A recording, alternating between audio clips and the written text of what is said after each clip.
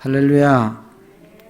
우리 하나님께서는 하나님의 백성들이 이 땅에서 건강하고 또 풍성하고 또 평화롭게 살기를 원하십니다.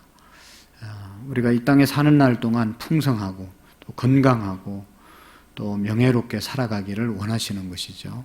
그러나 우리가 기억해야 할 것은 이 땅의 것들이 이 땅에서 부유함과 이 땅에서 평안함과 이 땅에서 잘 사는 것이 다가 아니다 하는 것을 항상 기억하고 살아야 하실 줄로 믿습니다. 왜냐하면 이 땅의 것은 영원하지 않기 때문에 메뚜기도 한철이다 그런 말이 있잖아요. 여러분, 우리가 아무리 건강하고 아무리 잘났어도 한철 아닙니까? 지금 열심히 화장하고 그냥 이렇게 발부둥 쳐도 조금 지나면 60, 70 되면 똑같다는 거죠. 근연이나 다 똑같은 거. 배운 놈이나 안 배운 놈, 있는 사람이나 없는 사람이나 70, 80 되면 다 똑같습니다. 그러다가 이제 가는 거는 더더욱 똑같은 것 아니겠어요? 다 이 땅을 떠나기 때문에 영원한 세상을 하나님께서 우리에게 소망으로 주셨습니다.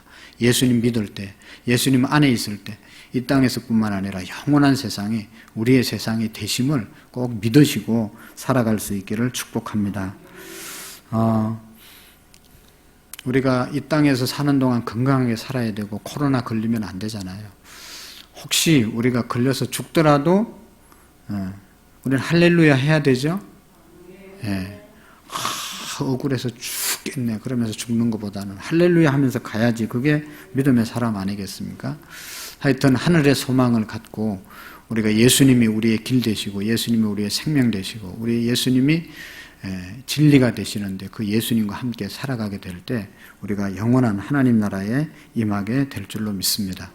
오늘은 이제 구약의 가장 위대한 선지자라고 말할 수 있는 모세의 마지막에 대해서 말씀하고 있죠. 지난주에 우리가 모세의 출생부터 시작해서 그의 사역에 대해서 쭉 말씀했습니다. 모세는 누구도 하지 못했던 이 시내산에서 이제 하나님의 그 계명을 받아서 이스라엘 백성들에게 주었다.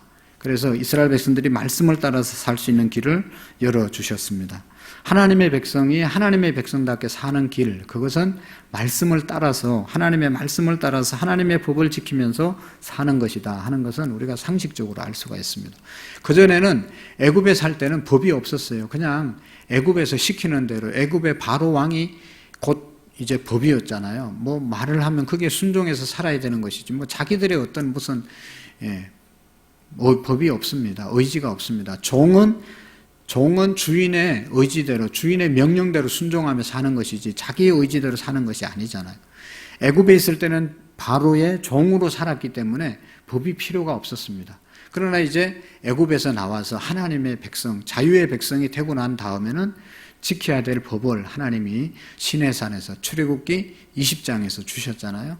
그 법을 모세가 받았고 그것을 이스라엘 백성들에게 주었고 이스라엘 백성들이 가장 강성할 때는 그 하나님의 말씀을 가장 잘 지켰을 때가 가장 강성하게 평화롭게 살아가게 되었습니다. 이스라엘 백성들이 하나님의 선택한 백성들이지만 바벨론의 아수르의 포로로 끌려간 이유는 그 하나님의 말씀, 하나님의 법을 안 지켰기 때문에 결국은 그런 어려움을 당하게 되었다는 것을 우리가 선지서, 예언서를 통해서 너무나 잘 알고 있습니다. 이스라엘 역사를 통해서 분명히 우리가 알 수가 있습니다. 오늘날도 우리 대한민국이 또 우리 자유민주주의에 있어서 가장 중요한 가치가 우리가 법을 잘 지키는 것이죠. 높은 사람은 법 안 지켜도 되고 낮은 사람만 지키고 그게 아니고 모든 사람이 법 앞에 평등해야 된다. 그래서 요즘 제일 젊은 사람들이 중요하게 생각하는 것이 공정과 정의라고 하는 것입니다. 그래서 모든 사람이 법 앞에 평등해야 된다. 법을 잘 지켜야 된다. 그럴 때 나라가 강성해지는 것이죠. 하나님의 백성들이 하나님 백성답게 살 수 있는 가장 중요한 길은 하나님의 말씀대로 사는 것이죠. 하나님의 법대로 사는 것이다. 모세가 그것을 우리에게 주셨고 또 한 가지는 모세는 이제 그 법을 받아서 내려오는데 금송아지를 만들고 우상을 섬기고 있을 때 이제 분노해서 그것을 집어던져서 그 십계명을 잊어버리잖아요. 그리고 하나님께서 내 백성이 목이 곧아서 그냥 둘 수 없다. 다 멸하겠다. 죽여버리겠다. 그랬을 때 뭐라고 그랬습니까? 하나님, 내 이름을 천국 책에서 제해버리더라도 우리 백성은 구원해 달라고 하는 그런 중보의 기도를 드린 사람이 모세라고 그랬죠. 언제나 지도자는 자기도 자기를 위해서도 살아야 되지만 백성들을 위해서 중보하는 그런 사명이 지도자들에게 있다. 저뿐만 아니라 우리 모든 믿는 자들은 이 세상의 지도자로 부름을 받은 것입니다. 믿는 자들은 믿지 않는 자들의 가정의 지도자로 세움을 하나님이 세워주신 것입니다. 그래서 믿지 않는 영혼들을 위해서 우리가 중보 기도해야 되고, 믿지 않는 국민들을 위해서, 백성들을 위해서 우리가 기도해야 되고, 정말로 우리는 이 중보 기도자의 사명을 감당해야 된다. 중보자의 사명을 감당하는 그런 모세의 모습을 우리가 지난주에 함께 살펴보았습니다. 오늘은 모세가 죽는데 몇 가지 생각해야 될 것이 있는데, 첫 번째는 모세가 죽은 장소가 어디라고 그랬죠? 여기 우리 한번 찾아보세요. 어디라고 그랬어요?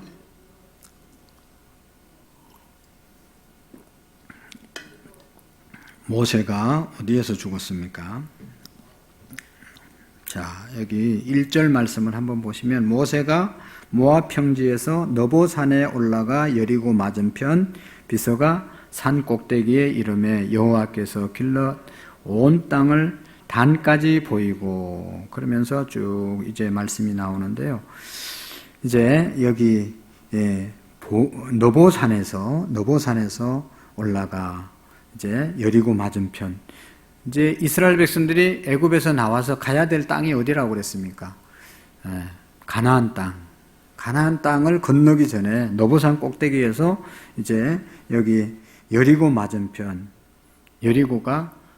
여리고성이 무너진 사건이 있잖아요. 여리고성이 바로 이 저쪽 가나안 땅에 있었던 첫 번째 성이지 않습니까? 그 땅을 보고 거기에서 여기 5절의 말씀에 보면, 이에 여호와의 종 모세가 여호와의 말씀대로 모압 땅에서 죽어 라고 말씀하고 있습니다. 모압 땅 너보산에서 죽었다, 그런 얘기죠. 그래서 여기 보면 이제 중요한 것은 이 말씀이 6절, 벳보올 맞은편 모압 땅에 있는 골짜기에 장사되었고 다 같이 오늘까지 그의 묻힌 곳을 아는 자가 없느니라. 모세의 묘가 어디 있는지를 아는 사람이 한 사람도 없다. 왜냐하면 모세가 너무 위대한 사람이었기 때문에 모세의 어떤 무덤이 있는 것을 알려주면 그것을 완전히 하나님처럼 섬길까 봐 하나님께서 이제 어디에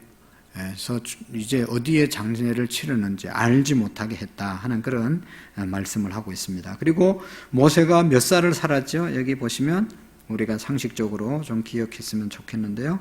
모세는 몇 살에 죽었다고요? 네, 120세. 몇 절에 있죠? 7절의 말씀을 같이 읽어보겠습니다. 시작. 모세가 죽을 때의 나이 120세였으나 그의 눈이 흐려지지 아니하고 기력이 쇠하지 아니하였더라. 아멘. 우리가 예수님 믿고 구원받는 데는 아무런 상관이 없지만 모세의 아버지의 이름은 누구라고 그랬죠? 어머니 이름은 누구라고 그랬죠? 요게벳. 또 아버지 이름은 아므람. 누나는 누구라고 그랬죠? 미리암 하는 거 있잖아요. 미리암. 그 다음에 형은 아론. 모세가 죽은 나이는 120세. 장소는 너보산. 몰라도 예수님만 잘 믿으면 천국 가니까 머리 아프면 안 외워도 됩니다. 그렇지만은 우리 교회 다닐 사람은 좀 외워줬으면 좋겠어요. 권사님들, 특별히 집사님들 다 좀 아셔야 되지 않겠어요? 신천지는 별것도 아닌 거 가지고 그냥 막 성경을 많이 아는 것처럼 그렇게 떠들고 다니는데 다 쓸데없는 걸 알고 있는 겁니다. 정말로 예수님이 구원자이신 것을 우리가 분명히 알면 되는 거예요. 문선명이가 구원조가 아니고 거기 신천지에서 말하는 그 이만희 씨가 성령님 보혜사가 아니고 보혜사 성령님은 따로 계시고 하나님이시고 예수님은 우리의 구원자이신 것을 그거 한 가지 분명히 믿으시면 절대로 이단에 넘어가지 않는 것이죠. 다른 부분적인 것도 중요한 것이 있지만 제일 중요한 것은 구원해 주신 예수님을 우리가 꼭 붙잡으셔야 됩니다. 자, 오늘 이 모세가 어디에서 죽었다고요? 너보산에서 죽었습니다. 모세의 생애와 산, 대단히 연관이 있는 것을 볼 수 있습니다. 성경에는 모세뿐만 아니라 산에서 많은 역사가 일어났던 것을 우리가 알 수 있죠. 이 모세만 보더라도 이제 우리 구약 성경에 보면 레바논 산이라고 하는 시편에 보면 레바논 산에 중요한 것은 뭔가 하면 여기 백향목이 많은 그런 산이었습니다. 백향목.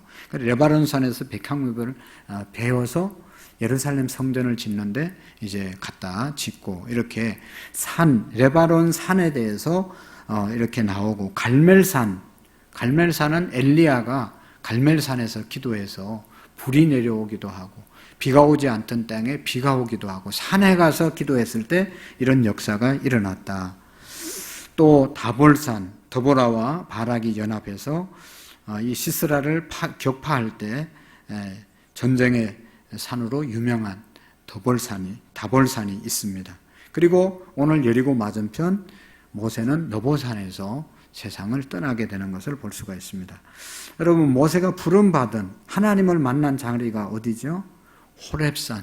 출애굽기 3장에 보면 호렙산에서 하나님을 만났다. 또 십계명을 받은 산은 어디예요? 시내산. 호렙산과 시내산은 같은 산이라고 생각되는데 어쨌든 이 산에서 모세가 부름받고 말씀을 받고 그곳에서 죽었다. 그러니까 이 참 산과 아주 많은 이제 연관이 있는 것을 볼 수가 있습니다. 신약의 말씀에도 보면 우리가 지난주에 보았던 변화산에서 사건, 예수님께서 베드로, 야고보, 요한 데리고 산에 올라갔을 때 그 산에서 변형이 일어나서 엘리야가 보이고 여기 예레미야가 보였었고 또 그 모세가 거기에 있었던 것을 볼 수가 있었습니다. 호렙산, 또 시내산, 느보산, 변화산 이런 것은 모세의 일생에 있어서 차분히 신비한 것을 말씀합니다. 어떤 의미에서 모세는 산에서 하나님의 음성을 듣는 사람이었고 산에서 하나님의 계명을 받았고 하나님의 역사를 이루었고 산에서 죽은 사람이 바로 이 모세라고 말할 수 있습니다. 산들은 하나님께서 모세에게 나타나시고 모세와 더불어 같이 계시고 모세와 더불어 같이 역사하신 기념적인 그런 장소가 산이었다 하는 것입니다. 그래서 마지막 모세가 올라가서 운명한 것도 산이었습니다. 이 산은 큰 은혜를 증거해 주는, 그리고 하나님의 은혜를 새롭게 하는, 그의 마음속에 새롭게 하나님의 은혜를 일깨워 주는 그런 장소가 산이 되었던 것입니다. 우리가 앞에서도 전에도 말씀을 드렸지만 하나님을 만난 장소, 야곱이 하나님을 만난 장소 베델, 올라가라, 그곳으로 올라가라 그렇게 말씀했죠. 우리가 신앙생활을 늘 이렇게 좀 새롭게 하려면 그런 하나님을 만나는 장소가 필요하다 하는 그런 말씀이죠. 모세는 산이었고 오늘 저와 여러분들은 어디가 하나님 만나는 장소가 되겠습니까? 옛날에는 산기도 많이 갔잖아요. 산에 가가지고 막 소나무 하나 뽑으면 불 받는다고 그래가지고 소나무 막 뽑고, 그래서 큰 거는 안 뽑히니까 작은 거 뽑고 막 이렇게. 여러분들 그런 거 좀 뽑아 보셨죠? 아직도 못 뽑았으면 가서 좀 뽑아서 불을 받아야 되는 거죠. 모세도 그렇게 해서 불을 받았고. 그러니까 산기도에서 은혜 받은 사람은 늘 산기도를 많이 갔죠. 옛날에 정말로 우리나라 뭐 그냥 산마다 기도하는 사람으로 넘쳐났던 것을 볼 수가 있습니다. 사회에 조금 무리도 일으키고 뭐 좀 덕이 되지 못한 일도 있긴 했지만 나라를 위해서 구국 기도 하는 그런 사람들이 산 꼭대기마다 올라가 가지고 기도했던 적이 있습니다. 그곳에서 하나님을 만나고 그곳에서 가장 하나님을 가까이 대할 수 있기 때문에 그런 이제 장소를 정해놓고 기도한 것이죠. 오늘 우리는 산까지 못 가더라도 여러분 집들이 얼마나 좋습니까? 그 비싼 아파트, 좋은 아파트 살면서 기도의 방을 좀 만드시고 그곳에서 꼭 주님 만나는 시간들을 날마다 가질 수 있기를 축복합니다.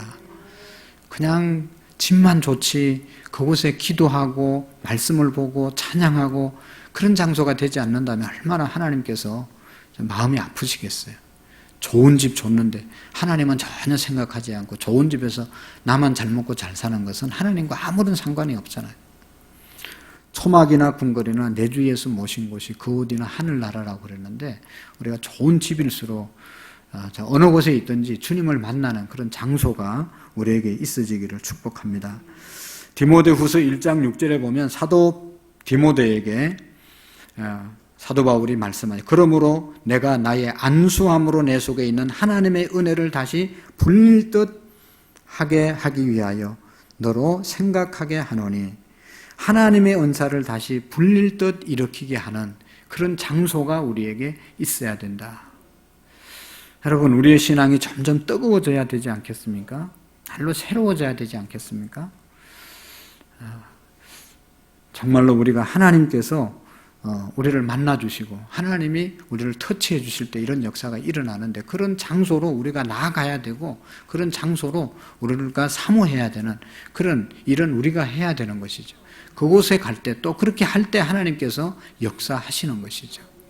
오늘 저와 여러분들이 이 전에 나와서 예배할 수 있다는 것이 얼마나 큰 감사한 일입니까? 대형 교회들은 어떻게 할 수가 없어요. 그냥 아무리 나오고 싶어도 인원 제한이 있고 또 무슨 이게 너무 불편한 것들이 많습니다.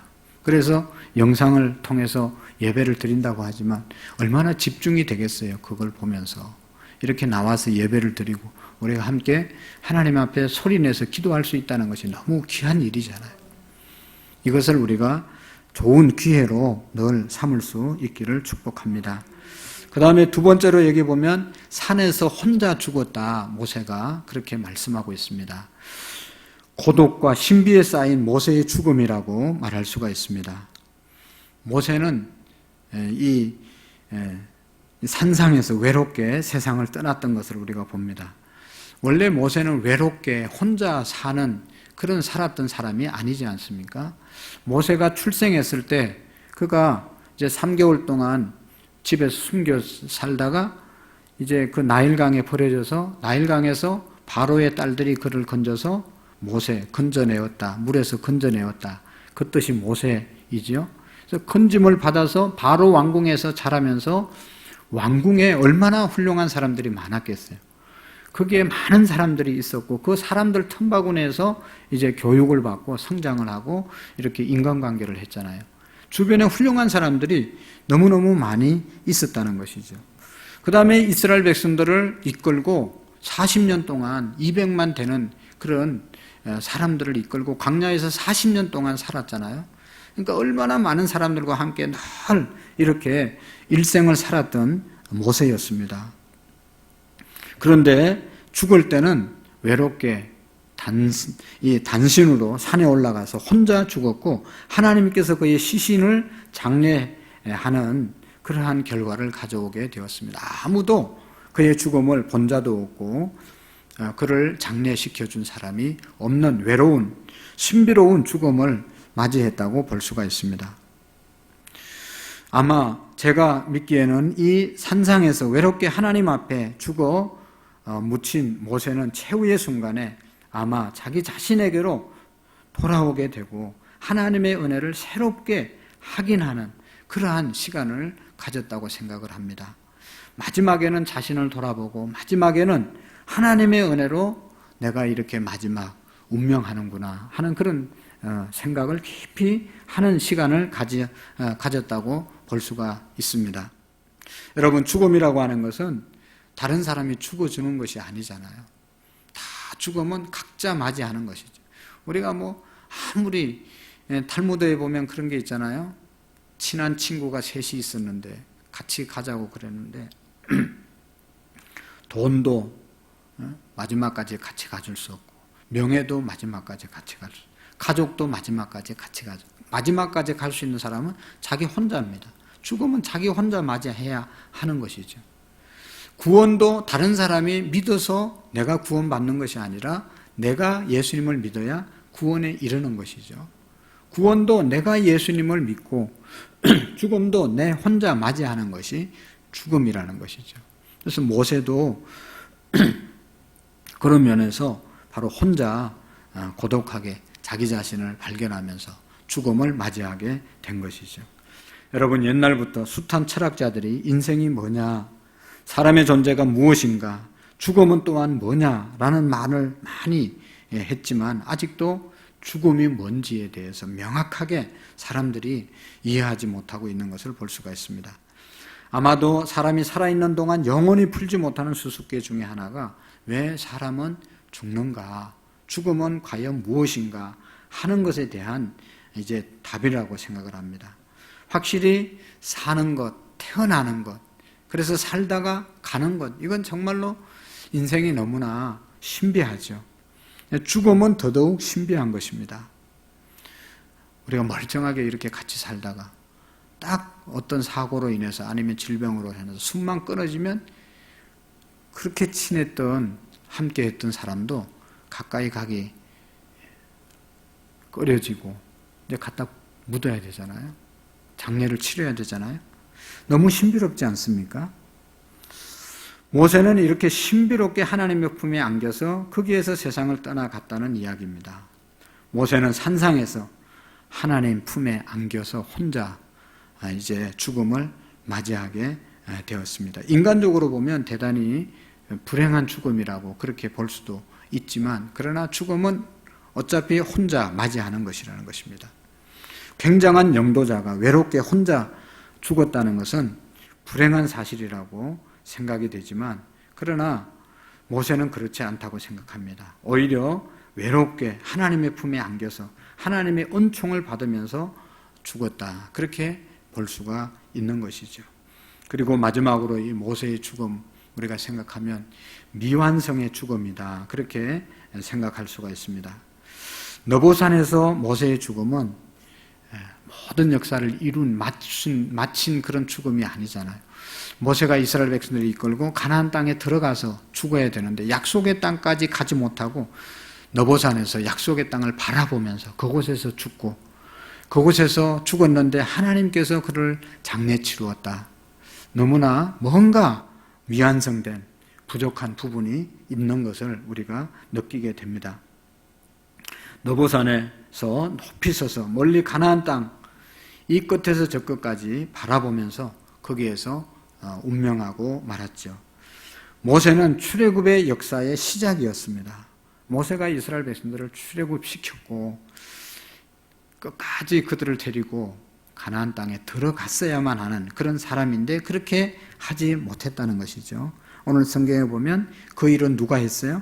오늘 9절의 말씀에 보면 모세가 눈의 아들 여호수아에게 안수하였으므로 그에게 지혜의 영이 충만하니 이스라엘 자손이 여호와께서 모세에게 명령하신 대로 여호수아의 말을 순종하였더라. 그래서 이제 여호수아가 이스라엘 백성들을 마지막까지 가나안 땅에 인도하게 되었다는 것입니다. 모세는요, 율법의 그림자였습니다. 율법을 우리에게 주신 자였어요. 여호수아는 이스라엘 백성들을 가나안 땅까지 인도한 사람이죠. 여호수아의 뜻, 그래서 여호수아라고 하는 말은 히브리 말인데 구원자라는 뜻이잖아요. 예수는 헬라어인데 구원자라는 뜻이거든요.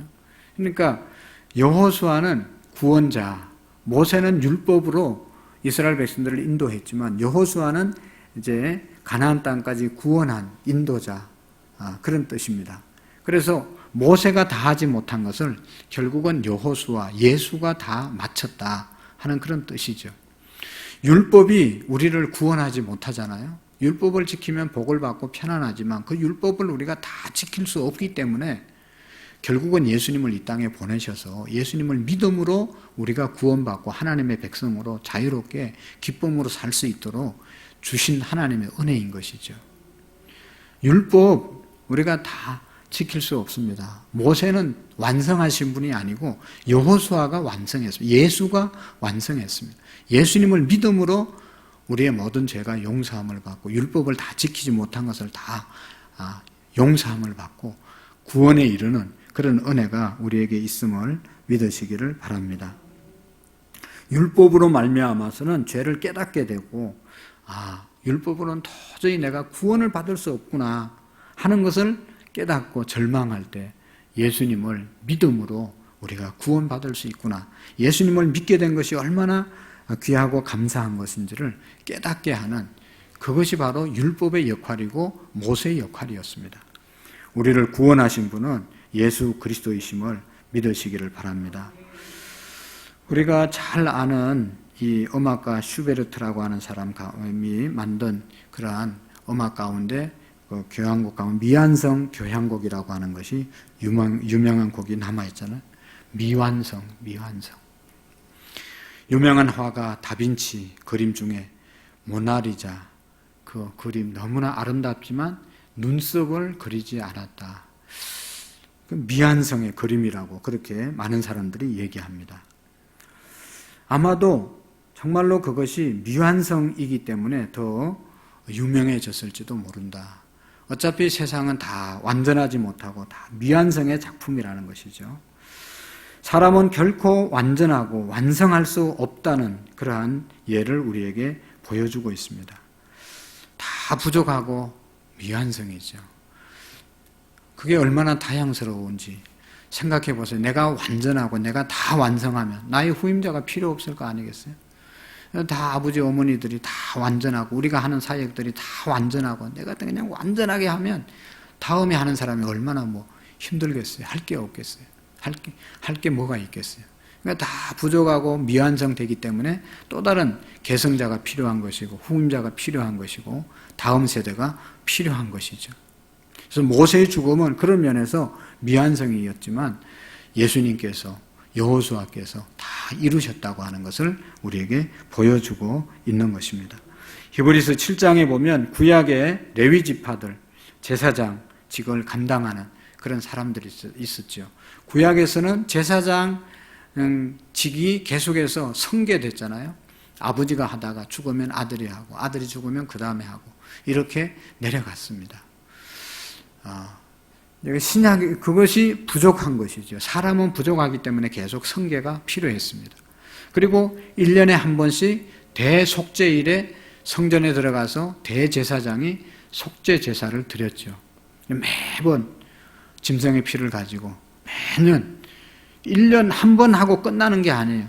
1년 있다가 또 7월 다음 해 15일이 되면 또 7월 15일이 되면 또 해야 되고 또 해야 되고 사람은 부족하기 때문에 완전하지 못하기 때문에 계속 제사를 이어서 드려야 했습니다. 그런데 어떻습니까? 신약에 와서는 예수님이 단번에 십자가에서 죽으심으로 이제는 더 이상의 제사가 필요 없었고 그냥 그 은혜 예수님의 이름으로 하나님께 나가는 길이 열려지게 되었다는 것이죠. 모세의 미완성의 죽음이 예수님을 우리에게 보내시고 완전함으로 이루는 그런 역사를 이루어 주셨다 하는 것입니다.